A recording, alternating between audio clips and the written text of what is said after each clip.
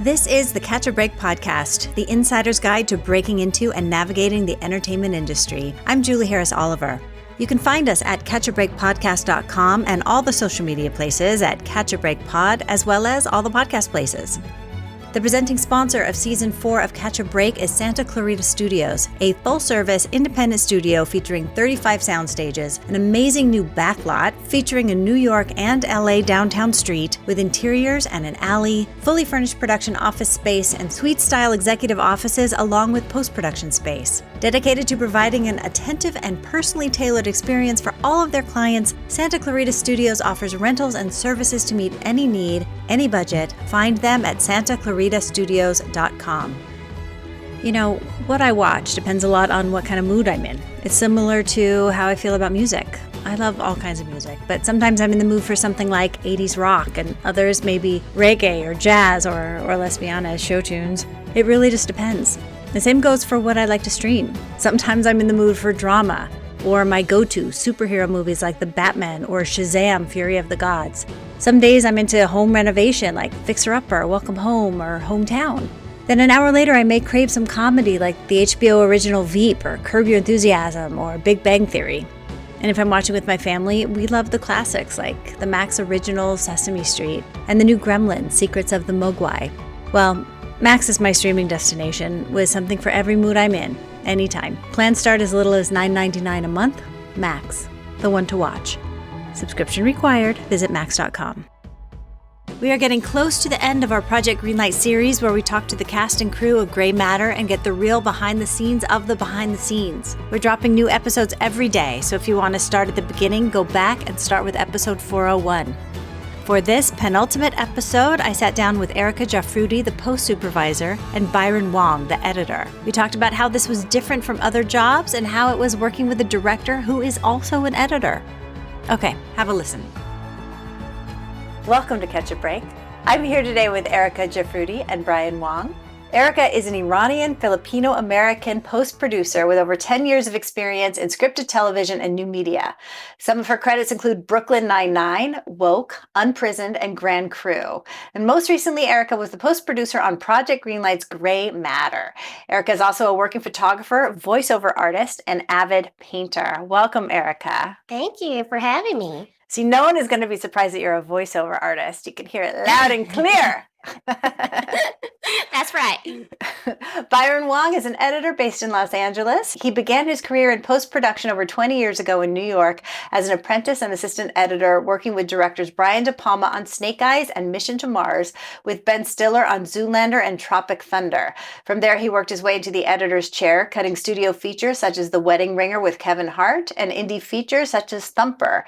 His experience crosses over genres from comedy such as Netflix's Sixtuplets, starring Marlon Wayans, Ideal Home with Paul Rudd and Steve Coogan, Hallmark's Under the Bed, and documentaries like Netflix's Larry Charles' Dangerous World of Comedy and HBO's just released Shack. He most recently completed the Foo Fighters Studio 666 and HBO Max's Project Greenlight movie Gray Matter. Byron is represented by United Talent Agency. Welcome, Byron. Thank you. Glad to be here. So the first thing we do on the show is we ask you, what was your first job and how did you get it? Let's start with Erica. My first job was a post PA on Disney Channel's Dog with a Blog. And my senior year of college, I was studying filmmaking and I wanted to do documentary filmmaking and edit those. So I applied in my last semester to so many different jobs in San Francisco and LA. And the only interview I got was for a post PA job, which I don't know. I have a cousin that worked on Suits and she somehow got my name in somewhere, and Veronica Mars and stuff, but I didn't even know what she did. But anyway, she got me the interview and yeah, I have been in post-production ever since then. I think that was 2022. 2012. I was going to say, this is 2022. You had a very meteoric rise. Right. Well, I was 22 in 2012. Oh my gosh. Okay. Anyway. Perfect. Byron, how about you? What was your first job and how did you get it? I'll go with my first union job just because, I had been doing I was working in New York and I was doing a lot of PA. I was doing a lot of set PA work, anything that I could just get into, like getting into the industry. And my first union job, I had been working as a post PA on various productions. And my dad was an architect and he worked, one of his work colleagues knew a documentary editor. And so they were like, oh, maybe, my friend could help Byron. And so they got us all together. And that documentary editor was a woman named Jean Chen, who is an extraordinary documentary filmmaker and editor. But she was great. She was really helpful as a mentor. And then those early stages. And she was like, well, I know this guy. Who works in the Brill Building, which is in New York, post-production. That was where it was all at. Anyone wanted to work into, Sound One of the Brill Building, that's where everything was happening in terms of major post-production work in New York. And so, I actually been working there at the time as a post-PA on a movie called The Boxer with Daniel Day-Lewis. Anyway, she knew this guy. He was a sound editor named Eitan Mirsky, and he's another great guy. And he was working with the sound supervisor, Maurice Schell, and they were gearing up to work on Snake Eyes, and they didn't have a post supervisor. They kind of dealt directly with the studios, and so Maurice needed someone that could help with purchase orders and that kind of stuff. And that's pretty much a lot of what I was doing when I was being a post PA over on the Boxer. So he was like, hey Byron, we had kind of met just because we were like, oh, Gene said I should, meet with you. And, so we kind of introduced each other that way ourselves. And he just knew that I was working in the office and, I could do purchase orders. And he was like, well, would you like to come on board and we'll get you into the union as a sound apprentice? And I was like, absolutely, done. And, I left the Boxer and joined Snake Eyes as a sound apprentice. And so that was my first job. They brought me into the union, which was, not an easy thing to do in New York at that time. And It's still kind of, it's very, it's never easy. Union. Yeah, that was my first job. And I worked with them for a number of years on a number of jobs after that. So it's so interesting to me that you both started as post PAs, right? And then that's the entry. And then you can go a million different directions from there. Eric, you went into producing, and Byron, you went into editing. That's so interesting. How'd you kind of know that part of it was your jam? Or did you fall into it and realize, oh, this is the thing I'm good at. I'm going to keep pursuing this. Erica, did you have thoughts about that? Yeah, I would say that getting in as a PA first on anything, even, it doesn't matter what department, but getting in as a PA is the first step to any position. If you want to be an editor or post-produce, obviously, a post-PA gig is ideal. From there, I've had PAs that want to edit and they still start in the post-PA position and kind of learn how to AE from there, since it's more technical than actually being an editor. AE, assistant editor? Assistant editor, yes, sorry. Thank you. And then they get their hours to join the union if they're in union and become editors. And I originally wanted to do that, but when I got my first job on Dog with a Blog, that was my first time seeing what TV was like.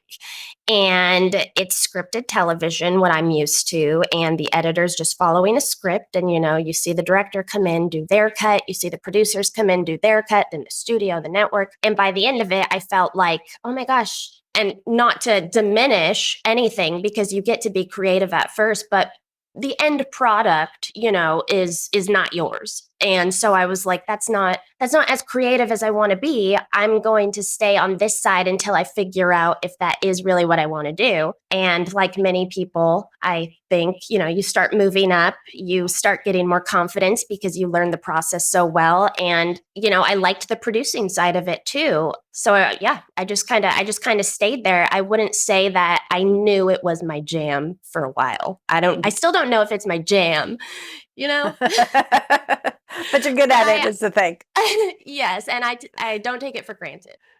Now, it's interesting to me that you started out in television, Byron, you were in film, and now this was a film inside of a television show. So for you, Erica, we'll stay on you for a second. How is this different for you post-supervising the film as opposed to a television show? Oh, it was so different. And this was the first time I was ever on a feature. And so that's what kind of intrigued me about it, because I know that the process is a little bit different. But I thought, we all deliver the same nowadays because most things are streaming. So I'm going to be able to figure it out. But I would say this experience, we still delivered it like it was a streaming television show. And HBO Max, they kind of paired us with their unscripted TV department. And so they were all used to operating kind of like a television show. So it was this weird hybrid where I felt, oh, I'm really familiar with this process, but there are still different rules in theatrical, which was a learning curve. But it was almost like delivering one long streaming episode of television, like 3 episodes put together or something. Like the longest episode in the world. Yeah, for this at least. Now, Byron, how is it for you with like figuring out your relationship with Miko and how you are going to work together, and also knowing that she's also an editor? Like how was that for you?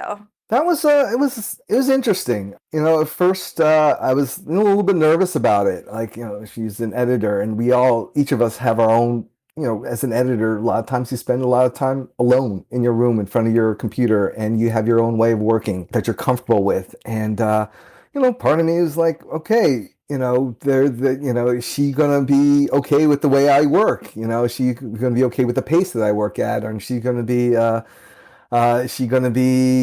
wanting to just, shove me over the side and say, just move, and then take over on the Avid. And I've worked with producers and other people who are editors, and like sometimes that's how they'll act. They'll just be like, no, just move it one frame over, maybe move this thing one module over, and then or it's fine. I would deal with that as it comes. But Miko wasn't really like that. She does sometimes like have certain things that she wanted to do and try.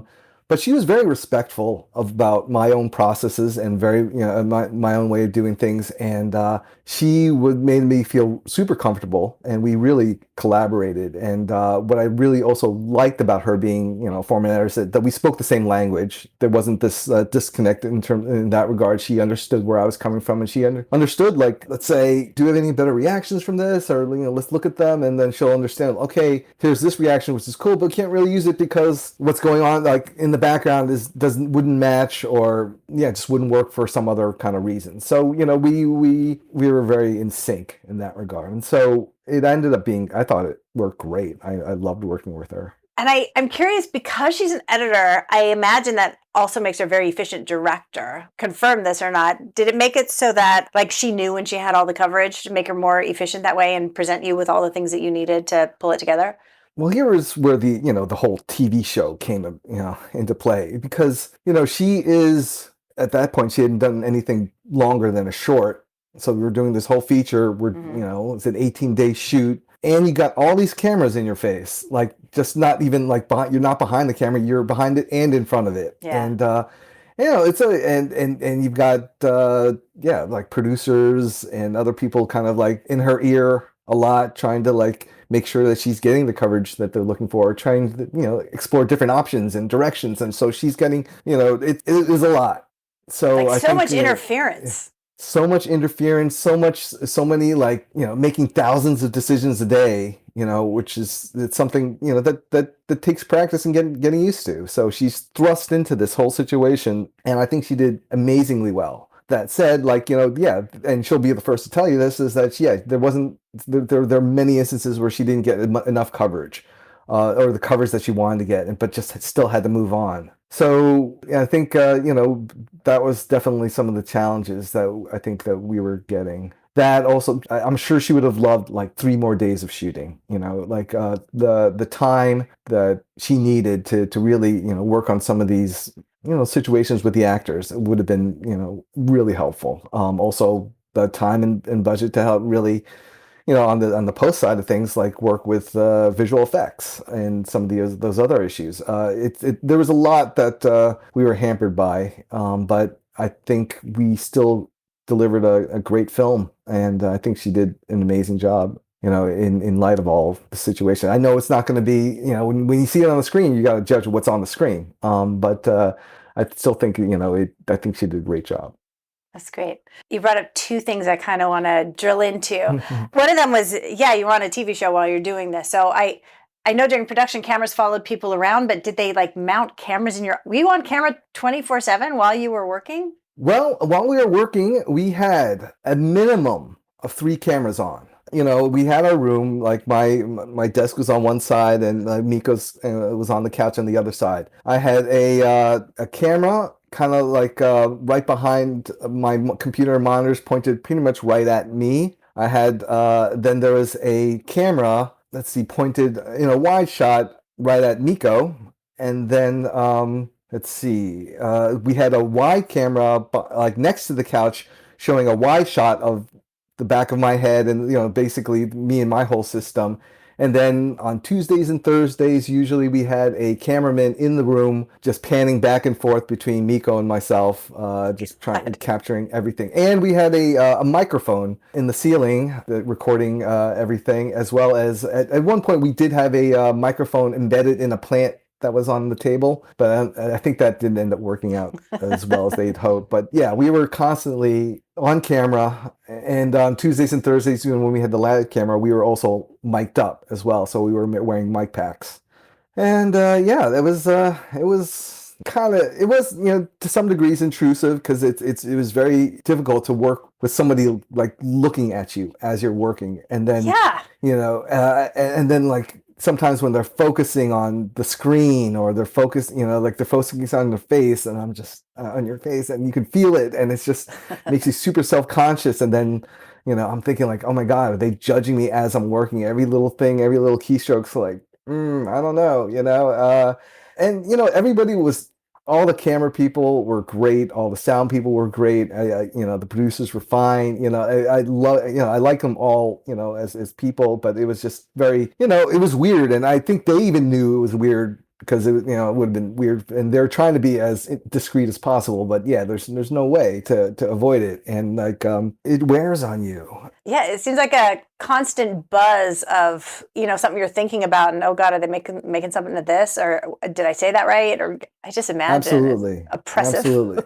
Yes. And then you always kind of like second guess yourself, like, oh, I shouldn't have said that, or I shouldn't have said it that way. And you kind of get worried about how these things are going to be portrayed. And, we have no idea. We won't know until until the show is released. Erica, how about you? Were you on camera the whole time, or every now and then? How did it work for you? It was a little different for me because the COVID aspect of it all, we were trying to play it safe, and there wasn't really any need for me to be there every day with them. I think that I would have just been more of a distraction.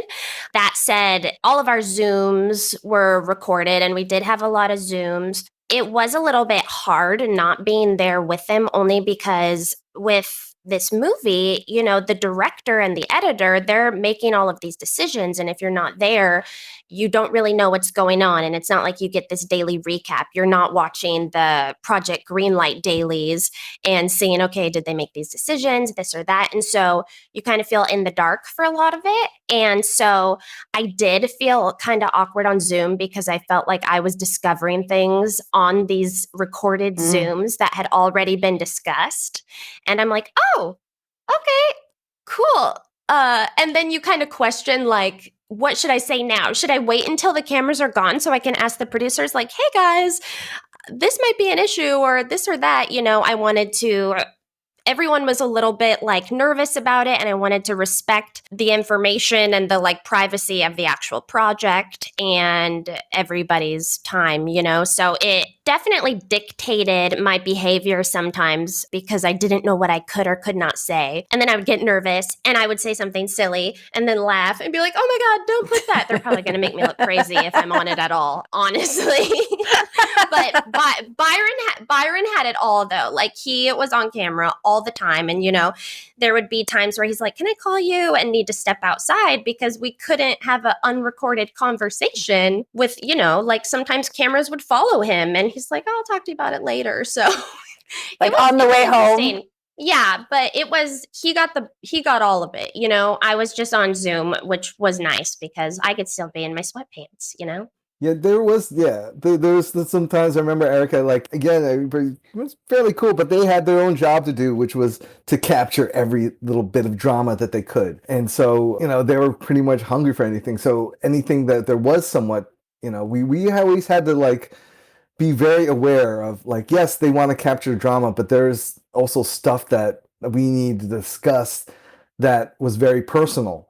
Like if we had some issues with people, we didn't want that portrayed on camera because, these are people's livelihoods and these are people's, jobs, and we don't want to affect them negatively in any way because, it suddenly appears on a TV show. That would be unfair to them. So that's why, like those are some of those instances. But yeah, it got very weird a lot just because, there'd be a lot of running around trying to evade the cameras as well. Though Mika was quite masterful by that time. She had already experienced so much. She knew. She was always very conscious. She knew exactly. Okay, taking out the mic, or she was very on top of it. I was a little bit less so because sometimes I'll forget to take out the turn off the mic.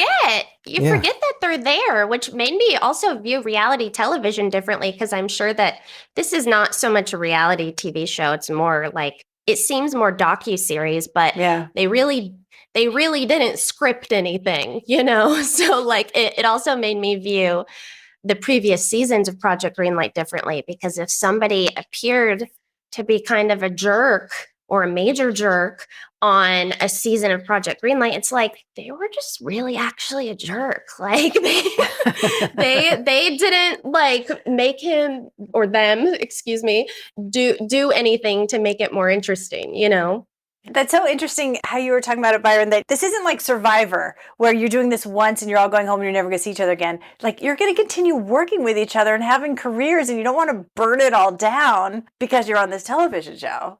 Absolutely. Like that is so true. Cause like, especially like, when we started getting notes and we're like, okay, we sometimes you want to be like, this is the most ridiculous note I've ever heard. I can't believe like these people, and we definitely had to, temper some of our reactions. But then that being said, everything, I would work absolutely with anybody again, like with Hooray, with like, with Catchlight, with Jeanette and Yolanda, everybody was good. It was just like sometimes in the moment though, you'd be like, oh, that's like ridiculous or something like that. But, you don't want to say that because, they're okay. Yeah, that's going in the movie, the show. And, that's going to be, let's say, a private moment, between us suddenly gets blown up into like a bigger deal than it ever really was meant to be or should have been. So, we definitely had to do a lot of self-censoring, and that's just part and parcel of it. It's not like, for example, like when I say notes, like, any note is a legitimate note because, there's certain underlying factors behind it. Maybe this person said, oh, okay, can we like reduce this, can we cut this character out?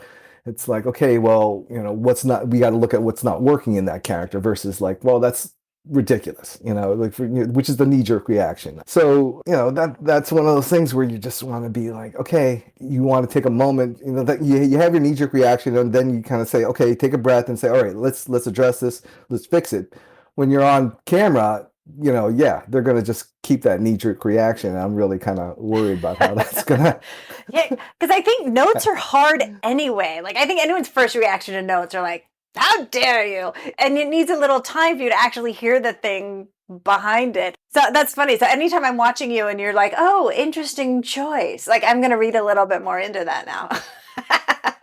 Yes, absolutely. You'll recognize my side eye. You're like, that's his tell. He's so mad right now. Let's talk about the constraints within the film itself, because I know it was a short post period. It was a small budget. I think, Erica, you probably had to deal with this a lot. And not being in the room, like how did that affect decisions being made? Like how many cuts you could do, how many notes you could actually incorporate, how you dealt with the visual effects. I know I just threw 20 questions at you, but you know what I'm getting at. Yeah, it was a little bit of a mess, I will say, because, a lot of the crew does, they do indie films, and they've also done like big projects. They do shorts, they do a lot of different things. Whereas I have worked in network TV. So I know kind of some of the limits, some of the rules that do seem ridiculous, like when it comes to stock footage, when it comes to a sound effect you do, when it comes to like the vendors you use. There are so many rules that I used to just be like, oh my gosh, this is so ridiculous. This is all just like making everything more complicated. But, I've just learned it. Whereas doing an indie, you don't have those restraints. And it was interesting because we had like indie producers and they want to make the best project they can make, which like, of course you do. But we were still working with a actual studio and had to follow their rules. And so, we had to do a certain amount of cuts. No matter where we thought it was. And the studio got say in a lot of things. So some stuff had to be compromised. And another interesting thing about it is because we had a unscripted television studio department working with us, they also weren't privy to all the theatrical rules. And that includes myself. So for instance, in television for a half-hour show, the director gets 2 days with the cut. And then it goes to producers and the director's gone and it turns into what it turns into.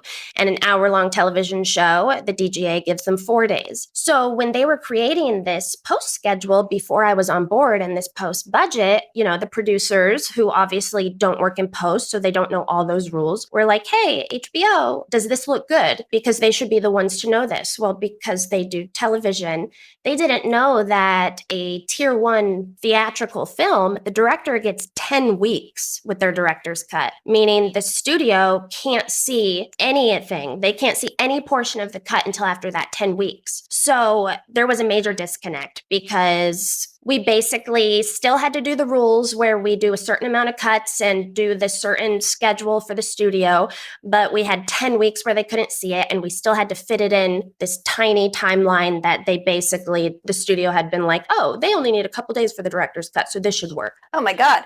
Was that a big gap in the budget then too? Oh my gosh. Yeah. And it already was a tight budget because I read this script and I was like, okay, this is an extremely VFX heavy project. There's just no way around it. And so we already had a very limited budget for VFX and for sound. And we had a very specific amount of weeks for labor. And it was just impossible when everybody realized we have to incorporate these 10 weeks. These are DGA rules, but we still have to do what the studio says. And so we definitely went over and it was a little bit uncomfortable because, I kind of rallied a bunch of vendors that I have working relationships with because I've worked on many shows with them. And they were kind of doing us some favors because this movie visually was a lot more ambitious than the budget reflected. And so it got kind of weird because you're like pulling favors, but you have this tight timeline and you're like, hey, can you please just like do this for us? I don't know. It made things interesting and it definitely compromises the work because I always think it's so funny because like this is Miko's first feature film, right? And had she gotten to do whatever she wanted to and had a little bit more money, it probably would look very different, the effects and everything. And so now I look at some of these films like on TV and I'm like, oh my gosh, those VFX are so bad. Oh, this is so cheesy. That's so fake. And I have a little more empathy because it's like, this is what they had to work with. It doesn't necessarily mean this is creatively their style and they kind of suck because what they put out sucked. It's like, no, there are a lot of compromises and limitations because these things are so expensive, and people are giving you money to make it. So you can only go so far. Now, how is that for you as a producer? Because you come in, the budget's already set. You're seeing this big hole in the budget. So like day one, I imagine you have to be bad cop, which is probably not how you want to present yourself on the first day. And at the same time, that's definitely your job and you definitely have to say something. Like, how do you do that? It was uncomfortable because the disconnect between, production that is used to indies and then I'm the liaison between HBO Max post-production and the movie production. And so you have to kind of play both sides because you want to keep everybody happy. And so from the beginning, I had to go dark for a couple of weeks while they were shooting because we were like, we don't have enough money, so that was tough because I didn't know what was going on. And, once I came back, I offered some potential solutions because I could project that we were definitely going to be over in labor. And so it was like, okay, we need to make some cuts now. We can, during the director's cut period, put our assistant editor on hiatus and save that money while Byron and Miko are just working together. So if we have extra weeks on the back end, we can still pay them. But in those moments, especially in indie filmmaking, they're like, no, we don't want to do that. That doesn't, of course, that's not ideal. You don't want to make those cuts, but you end up paying for it later when it's really, really important to have these things if you don't. So like my mentality was like, let's see what we can spare in the beginning, especially during these 10 weeks where the studio can't see anything and we're not outputting cuts and everything. It will help us later, but everyone has to agree. I can only offer these solutions, like they're suggestions, And so you have to compromise, and it puts you in a weird situation financially because I also don't want to hurt my relationships with these vendors who are doing us favors and everything. But it made it weird because I had to ask them, this is how much money we have. Can you do this? But then towards the end, there's always more. There's always more VFX at the end than you think. There's always more work at the end. There's more outputs. There's more color time. There's more online time. Always. Like I've never not had that. And so, you're like, this is how much money we have. What can you do for this amount? And they also want to make a good project. Their name is on it. So they're in a weird position too, because they don't want to give you crap, but they they deserve more. So it was weird. So then do you have a list in your head of, okay, my next job, when I actually have some money and some more budget, I'm calling these vendors back and getting them on the job and making it up to them? I'm already doing that. Yeah, I'm working with Ingenuity, one of our VFX companies, on Gray Matter on my show right now. And I've used them on a lot of shows, and they're like my fave because they're just super cool and they really work with you. And I am mixing the show that I'm on right now at Formosa, which is where we did the feature. And I've worked with them before too. So it was kind of like, hey guys, I'm going to do what I can. I bring them work, especially now that I'm in this position and have a little bit more say of what vendors each project uses, pending everyone else approves. I nudge work their way because I know that they do a lot. They do a lot for their clients.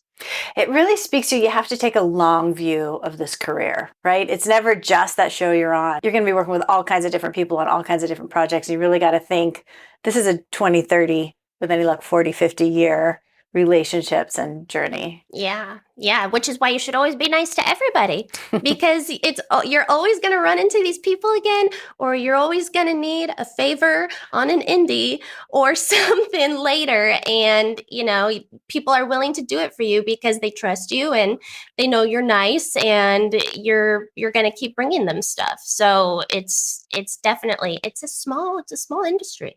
It really is. Excellent point.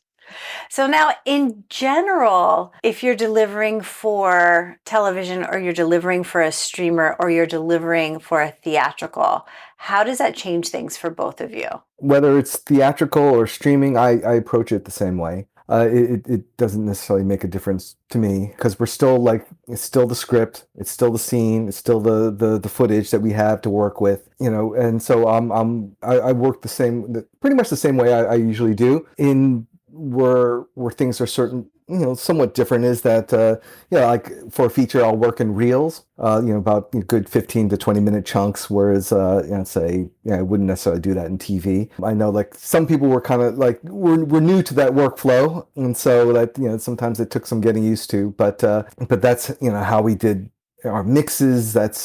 I'm not sure actually how we did the color, if we did that in reels or the full long play, but I wasn't there for that portion of that. Since everything is digital now, does it affect the files, how they come out at the end, or what type of files you deliver? I don't even know. For me, I don't necessarily know, because from what I understand, it's people do now start working in the full long play, and in fact, I was chatting with some of those guys at Formosa, and that's how they deliver it. That's how they deliver the film. They don't necessarily deliver it in reels anymore, which is fine. For me, when I work in those 15 to 20 minute chunks, it makes it more manageable mentally for me. Yeah. And because it's the workflow that I'm used to, and it's also gives me a little bit of And for us, let's say, yeah, I could be working on reel 3, and then my assistant could be doing stuff on reel 2, and it helps in that workflow as well. What about you, Erica? Well, it was interesting because, again, this was my first feature. And so working in reels and the theatrical workflow, Byron taught me a lot about, because it was all basically the same stuff, the same concepts, but there was different language for it all. Even like, in TV, we say we're going to online the cut. So we're going to, because our editors are working with proxy footage, smaller sized footage so their systems can handle it. Once we lock the cut, we send it to online and they relink the files with the super high res footage.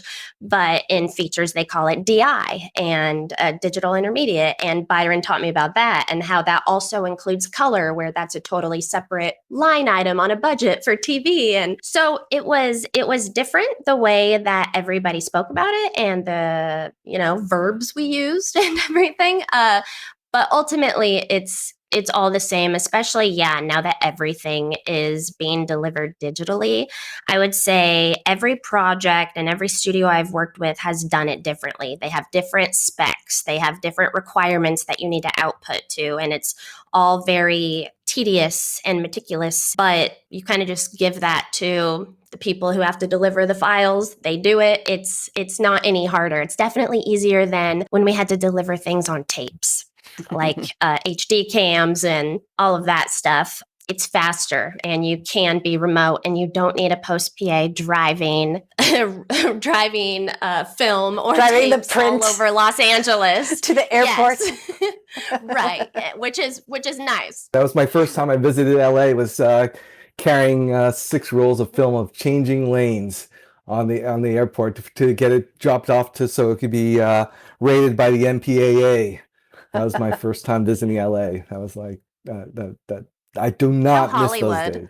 It's like going through an airport with like, oh my God, how many mag cases? It was like, at least 4 ICC cases, or, or Goldbergs as they were known locally here. It is so not fun. I hated it. I hated it so much. I wonder, like, if the generation coming up, like, it seems to be everyone who's been in it for a while has that story of like driving the thing to the airport, and they always put the most precious piece in the hands of the newest person on the crew who has it in the back of their car that may or may not even make it to the airport. Like, I don't know if this new generation is going to have those stories. I don't think so. It's good. It's all, dude, these kids today, these kids, they don't know what they're up against. That's funny.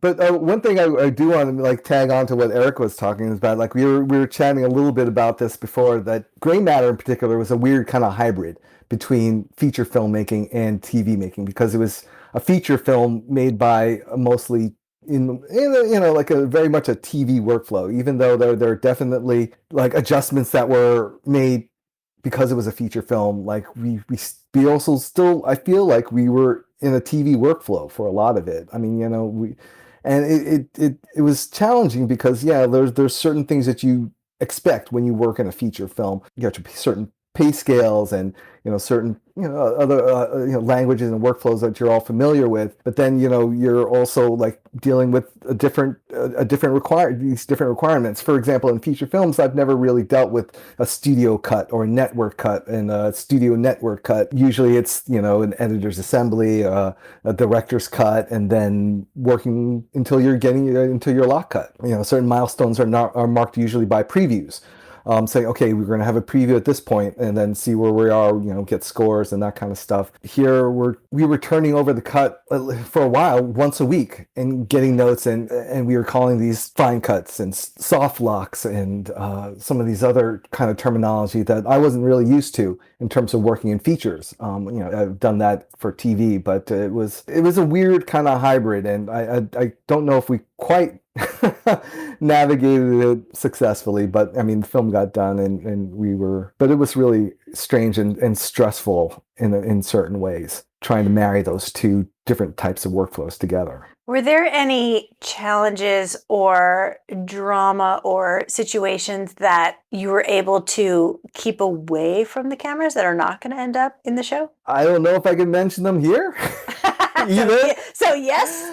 I mean, there are some things that, we definitely, tried to keep out of camera's views, and certain things were just, we felt it wasn't, no, it basically would not have served anybody if these were to come to light. You know, it wouldn't help like ourselves, it wouldn't help the other parties, it would not help the audience in terms of learning about filmmaking, and even as for drama, it wouldn't necessarily have been satisfying as a dramatic element either. So yeah, there's a couple of things. I mean, there wasn't a lot. I mean, we for the most part got along very well, and there wasn't too much drama in post. But you know, there's some things that we definitely didn't need to air. You know, certain laundry that could just remain where I don't know, mixing metaphors here, but yes, but they will remain a mystery.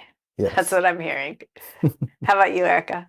I would say the same. I would kind of repeat what I said earlier about how this feels more like a docu-series rather than a reality show. And it's about first-time directors and how to make films. And so some of the personal things that happen at any job when you have a ton of people working endlessly, especially when it's a low budget thing, you're getting paid less than what you're used to, and working more hours and all this stuff. You know, people are people. We're all human, and not everybody works well together. But yeah, we tried to keep stuff like that again behind the camera if we could, because yeah, it would serve no purpose for learning how to make a movie, or it would happen in any job. I feel like there are issues like HR type things with any sort of job when you have a number of people. So, and it wouldn't have been that interesting anyways, to be honest. So if you want the hot drama, watch season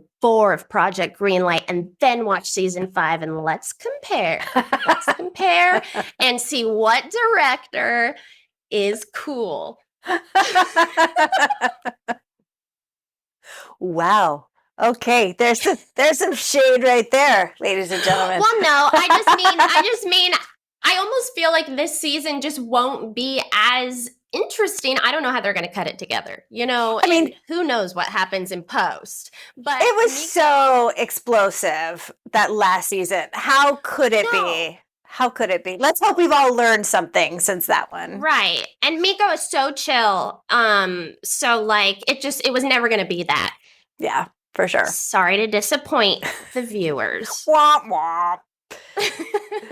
So, what was one of your favorite memories that you'll take away from this project? For me, it was just like working with the people that I worked with on the show, like meeting everybody. That's what it's been like for me lately, just because after a while, all these jobs kind of like would start to blend together. Like, there's definitely things that, you worked on that, like scenes or cuts that you're very proud of, and, that kind of stuff like, oh, yeah, that was cool. I really liked how I did that. And, usually what it comes down to is just, the people I'm working with. And I loved working with Miko, and I loved working with Yolanda and Jeanette, and, people at Hooray. It was really cool. Like, I feel like, of course, Erica, I was really bummed when you didn't come to the cutting room, because it would have been, oh my God, the cutting room would have been so much more fun. I mean, like, not that we weren't having fun already, but oh my God, we would have had a blast. I know. It made it way more boring for me, let me tell you. Yeah. But to me, that was my biggest takeaway. I feel like I've made friends that I will hopefully continue to work with, and just have friendships for the rest of my life, my career. I mean, I can't really specifically point to any one particular thing that was the best moment in this show, but just like, it's more of the experience that I've had working on it. How about you, Erica? Because I'm not editing the film. So, and of course you have to watch something to QC it a million times, but it still doesn't feel, I would still say, the relationships are much more prominent to me. Because Byron's right, especially when you're on the more management admin side of things, they all start to blend together, especially in episodic, because I'm doing 10 episodes simultaneously, and sometimes I forget which is which, it all blends together. But we've all in this industry worked with the stereotypical people that you hear about in Hollywood, like, maybe not, it's not like Devil Wears Prada. It's not that intense, but everybody's, met people that are difficult to work with. And so anytime you have a team where everybody is just truly kind and they're focused on their job and we all have the same goal and that's understood and just aren't lazy and respect one another, it makes so much of a difference. And like major shout out to Byron, because I also have learned so much from Byron just because he has all this theatrical experience and I didn't know about it. And I just found it pretty fascinating because it's not like I went to film school to, be an accountant, which is a lot of the work that I do now. That's not why I went to film school, to do that or to make calendars. So it is fascinating. And I learned so much from Jeanette and Yolanda, and both of them were just so nice and so encouraging and supportive. I just loved them, and I would love to work with any of you guys again. Truly, truly. And that matters because, again, like I said, you keep these relationships in this business. You're freelance, you're going from gig to gig. So it's really important. The more people you meet and harbor relationships with, the more opportunities later. And you want to work with people that you like and that are good at their job and who make the days easier by being kind. Before I ask you the martini shot, is there anything that I should have asked you that I didn't ask you that you're dying to talk about? I mean, I do love talking about post, though, to people who aren't in post, because they don't know how many balls are in the air really at once. You tell someone you work in post production and it's like, oh, you edit the film together and then get it to the TV.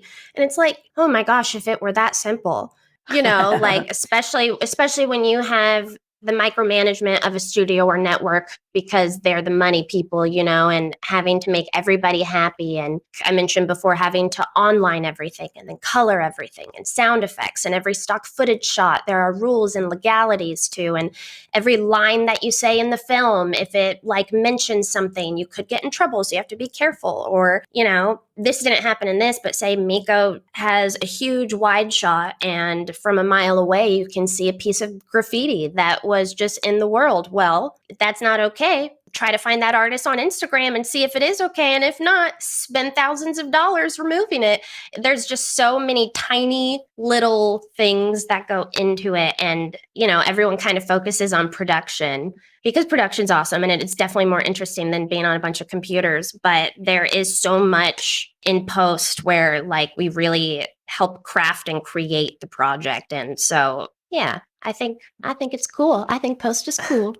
Yeah, this is where we clean up everything that they didn't get to or bother with during production. All these little things that it's like during production you get all these little time bombs that you're not aware of until you get to post. And then suddenly they all start exploding when suddenly we realize we had to do a lot of ADR because the floors are super squeaky that we couldn't, let's say, address, or they didn't want to bother with. I was on another show where it had just rained and people walked by they're going into this car and in the story it had not rained, just rained. And so we had to spend a few $1,000s cleaning up this car from all the raindrops where it would have taken somebody in production, 2 minutes just to wipe it down with a piece of cloth. Oh my God. And so that didn't happen on Gray Matter, but I'm just talking about production and post in general. And a lot of times you don't even realize these things aren't going to happen or aren't happening until you get to post. For example, let's say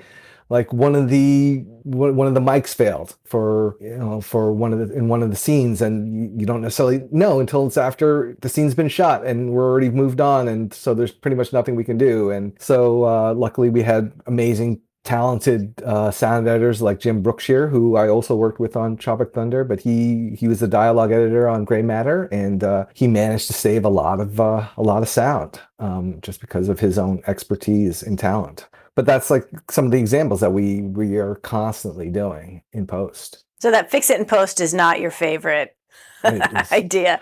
Oh my God. I just a friend of mine, she gave me this t-shirt called Fix It in Pre. It said, Fix It in Pre. I wore that a couple of times during the show. And so I don't know if I'll make it into the cut, but it is very much appropriate because I feel like, yeah, Erica, maybe, I don't know what you think about this, but like, there's so much that we could have done, so much money we could have saved if we had like, if they had more, again, Miko not to blame for any of this, but like, if people had planned out like, okay, looking at the script, we need more money in the VFX budget. We need an on-site VFX supervisor all the time, and not for just, certain particular shots, because all these things create issues for us down the line, that type of thing. Like, if people were able to plan a little bit better, we would have saved ourselves a lot of time and money. Sometimes it just gets frustrating, especially when you're dealing with low budget, like not a lot of time to work with. We have to be fully on point and in sync and very organized. And like, I definitely will like take a lot of the blame for, let's say, the visual effects being not as organized as they should have been, because there was a lot of like confusion sometimes with we had these multiple spreadsheets going on, and not all of them were always up to date in the best way. And like a lot of times, I didn't have time to deal with it because there was so much else going on. But that also created issues down the line. So that wasn't you, Byron, though. Sorry to interrupt you, but at least in my experience in TV, I've always, my side of things has always handled the VFX in terms of tracking them and everything. But something about this specific project, the fact that I couldn't even see the editor's cut, means I couldn't see what VFX shots needed to be done until we only had 2 weeks to get the VFX done. And so I wasn't able to help Byron and our assistant editor like really flesh these out and get these descriptions over to our VFX teams to see how much it's going to cost or how much time it's going to take. It made it very difficult, because Byron is sitting there all day being filmed, editing the actual movie. And I need to be able to see that movie and go through the time codes so I can ask him questions like, hey, what are you looking for here? Let me talk to VFX, so he doesn't have to handle that. So it was kind of an impossible situation for you, Byron, because this project had so many effects. And I'm trying to help by just putting like, okay, the description here is cool transition. And it's like, how do I explain that? What does that mean? So I'm like trying to get a bid from our VFX team being like, here, we need a cool transition. And they're like, okay, it's going to cost this much. And then they see the footage at the end of the line when we need to deliver. And they're like, you guys, this is huge. Like, it's going to cost way more than this. And so it created so many problems because we just didn't have enough time after that 10-week director's cut. And it made it hard. Yeah. And yeah. Definitely, because like, to your point about that, it's like because a lot of times, it'd be sitting with Miko, and she's like, like I'll put a temp, like whatever kind of like wipe or dissolve or something, whatever, and then she's like, okay, yeah, right, that as a temp, they'll get the point across, but like I really want something cool. I don't know what it is, and then or even just like we have a lot of teleportation effects in this movie, and she wasn't sure about how she wanted it to look, and she was like, well, and we were always kind of promised we'd have some time to research and develop these looks with a vendor, where like the vendor would say, okay, here are some examples of what we can do with this, and then give us a couple of things for us to explore and develop. And but we never got that opportunity. It was like by the time we had gotten to that point, we're like, okay, what is it? We only have time for like maybe like 1 or 2 versions, and that's it. And then we had to just keep going, and that was really unfortunate and frustrating, especially for Miko, that she didn't really get to play. Yeah, she felt she was like, kind of like cheated out of some of those processes, like she, without being able to have an idea like right off the bat. I mean, she had some ideas that, but she was kind of hoping to lean on some of our visual effects, artists' abilities and creativity on their own ends to see like what creative solutions that we could come up with to some of these issues. And, we never really had the time to fully explore those. She had to settle. She had to settle on some stuff due to running out of money and running out of time, which is just another reason why, I look at everything differently now. If I think something looks cheesy, it's like that doesn't always reflect on the director or the editor. Sometimes that just happens and you have limitations. And who knows if they even liked how it turned out, Yeah, who knows if they had to take 1,000 water droplets off a car instead of being able to spend that money on some cool effect. Like that puts it all in perspective. That example of somebody missing something visually up front robs you of something on the back because it's a finite amount of money. So heads up, everyone. Oh my gosh. Pay attention. Oh my, even like I was on a show and we had a set of a grocery store and they put little organic stickers on all of the produce in the whole store. And legal came back to us in post and said, can you confirm that all of these are organic? Oh my And God. I was like, no, like, I don't know. And they said, okay, well then you need to VFX the organic stickers off of every piece because we can't confirm it's organic and that's false advertising because there were some real products in there like next to the fruit and everything. So like that, Oh my God. Then I was late to deliver that. A lot of the VFX budget went to that. It's so frustrating, these tiny little things. And then you miss out on some other opportunities because of stuff like that.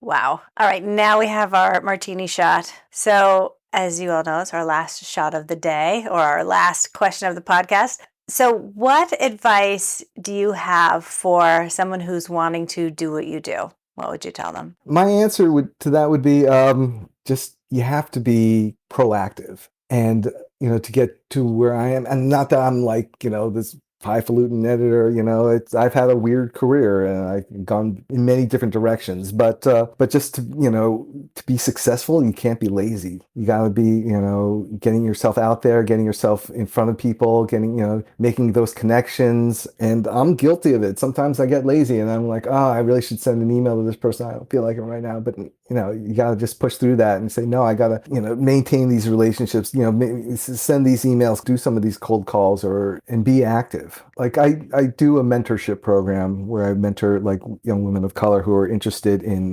well, first of all, the program is to be interested in anything, in any kind of field, but like the people that I've mentored have been interested in editing in general. And that's pretty much what I've told each and every one of them is that you gotta find out what's going on in the industry, find out who your, the players are, and then also to know your stuff, know your craft. Yeah. Like when you're an assistant editor, no one might, people might not, necessarily want to know, like, okay, how would you cut this thing differently? But, but someday somebody would.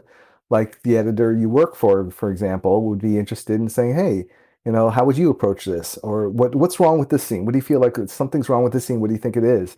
And you never, you got to be prepared for that moment and say, okay, this is what I think this is the the issues I've been feeling, and then that, for me, that happened to me where like the editors I've worked for when I was an assistant, just like, oh, what do you think about this? And, like, okay, well, I think maybe, you're missing the wide shot here. You're missing the establishing shot. And that's what, or that's what I feel is wrong with the scene. And they might try that, or it'd be cool to go to the close up to see what their reaction is. And then like, for example, the editors I've worked with, they're like, oh yeah, that's a cool idea. And then they'll say, hey, do you want to take a stab at cutting this scene?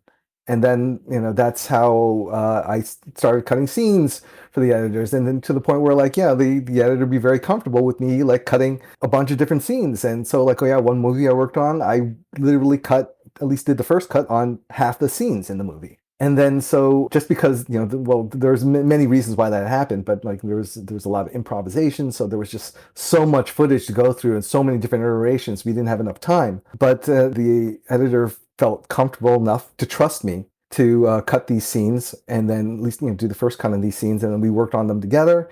And then like the editor ended up having to leave for, a bunch of different reasons. And he said, well, Byron, would you like to take over for me in the editor chair? And that's how I got one of my first big editing jobs, was that, he let me take over for him.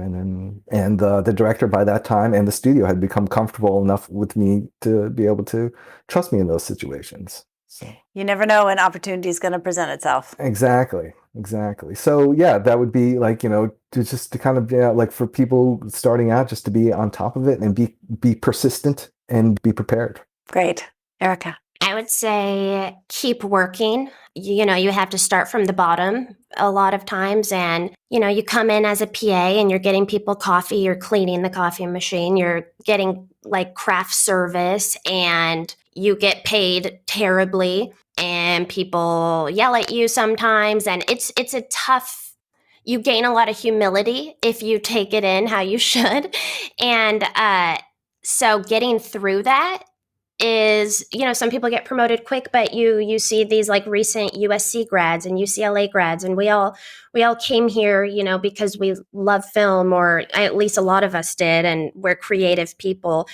And that's not always the job, like it takes years and years sometimes of having not fun jobs, not creative jobs that you may feel kind of entitled to because maybe you won best in show in your college film festival, and you've been told that you're this creative person and everything. And so it's a hard pill to swallow. And I know a lot of people who started as PAs and they're like, I can't do this anymore. I deserve a coordinator job, or I want to be a writer, this or that. And so they won't take another PA job. So they only know the 5 people that they worked with on that first job because they're not willing to, take that bad pay and work through it, but just keep working, take the jobs. Even if you got promoted once and have to go back to the previous position for one season, all of these are short-term gigs, and you'll get through it. And the more experience you have, the better, the more people you meet.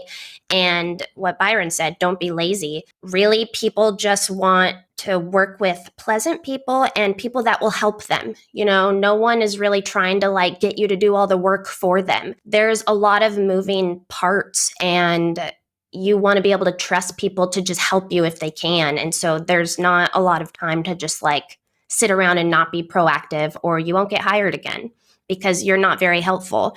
And the people who stand out really care and will ask you, what can I do to help? Like, is there anything that you need right now? And that's tough because that's a lot of energy. It is a lot of energy. It takes that. It takes energy. It takes humility. But again, if you hate your boss, if it's the worst job ever, you're going to be on a new show or a new project in a couple months, and it might not be that bad. So don't quit or think you're too good to do it. Just keep working. That's great. Sometimes you have to get the coffee, but it'll lead to bigger and better things.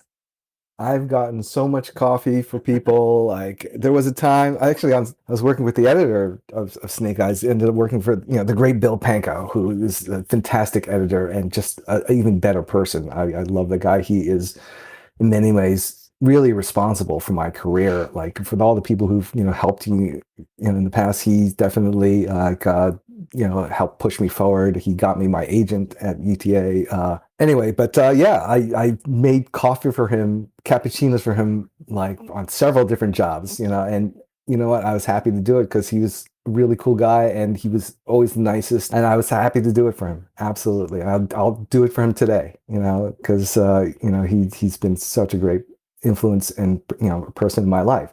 So to that point, to Erica's point, it's like your attitude counts for a lot. I've worked with, I've had assistants who've had issues like, I feel like I deserve more than this, and I understand that. I try to help you with that, but at the same time, like you giving me this attitude, sometimes feeling like you're above the work I'm asking you to do, definitely is a turnoff. And I can get another assistant easily to do the work that you need to do without the attitude. So that's the situation for a lot of people starting out. And like a lot of times, like I realize sometimes, like the work's not easy, the work is not fun, and it's not always you're doing what you feel might be necessarily like below your station, but that you do the work that you've been hired to do. And when I've become an editor, I've gone back to assisting just to work, to be able to make my hours, for example. But that's that's what you had to do, because you weren't, not everybody was going to say, okay, you've edited this one thing, so you're going to be an editor from now on. It doesn't always work that way. So you do what you have to do to make your living, to make to get your hours in, and to survive, and just meet more people and meet new people and expand your network. So your attitude counts for a lot, and sometimes it's the only thing it can count for. Last thing I'll say is, when I was a PA, I was a PA for a long time, and it was like kind of soul crushing. And I when I was a PA, everybody called me Peanut. I don't know why. Maybe you can guess, but I just remember all these stories happening that I'd be like, oh my gosh, this is so Hollywood that it would almost it would be like laughable. And I wanted to have this anonymous blog called Peanut the PA or from the Peanut Gallery or something and tell these Hollywood stories. But I always remember during that time thinking, no matter how high I get, never be too good to be a PA.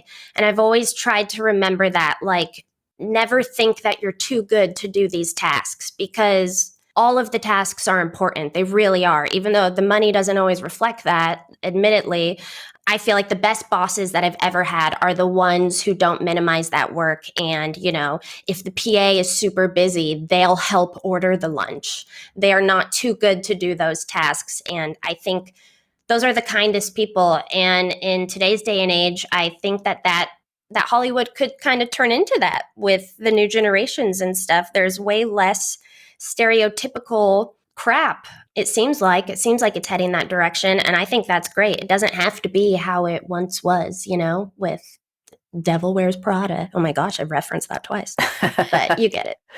We are down for the revolution, and I would listen to that show all day long. Peanut the PA. Thank you so much, both of you, Erica Djafroodi and Byron Wong. Thank you so much for being on Catch a Break. Thank you for having us. Thanks for having us. This is fun. This has been Catch a Break, Project Greenlight Edition. I'm Julie Harris Oliver. I'd like to thank our guests, Erica Djafroodi and Byron Wong. And special thanks to Groovy.com, a dynamic platform that connects people to productions worldwide. Please check out our website at catchabreakpodcast.com and follow us on all the social media. Catch a Break is produced in partnership with Catchlight Studios and the Other 50%. Our theme music, Mantra for a Struggling Artist, was composed by Andrew Jocelyn. Thanks for listening, and be sure to go watch Project Greenlight and then come check us out for the behind the scenes of the behind the scenes. Next up, we finish the film by talking with Jeff Pitts, the sound designer, and Chaim Mazar, the composer. In the meantime, I hope this helps you to catch a break.